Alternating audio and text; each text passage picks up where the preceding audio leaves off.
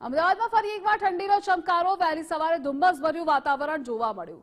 માવઠાની આગાહી વચ્ચે અમદાવાદમાં ઠંડીનો ચમકારો જોવા મળ્યો। એસજી હાઈવે પર ધુમ્મસની ચાદર છવાયેલી જોવા મળી।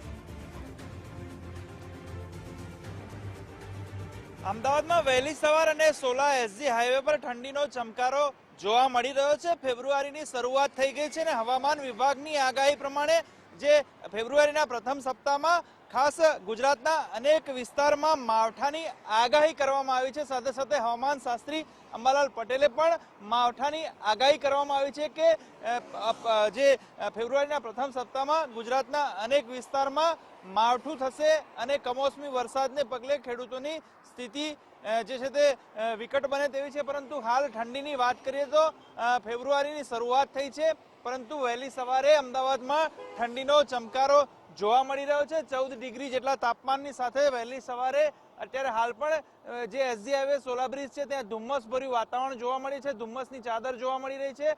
આવતા જતા વ્હીકલ જે છે તેમને હેડલાઇટ કરવાની ફરજ પડી છે, કારણ કે વિઝિબિલિટી ડાઉન થવાને કારણે લાઇટ કરવી પડે છે।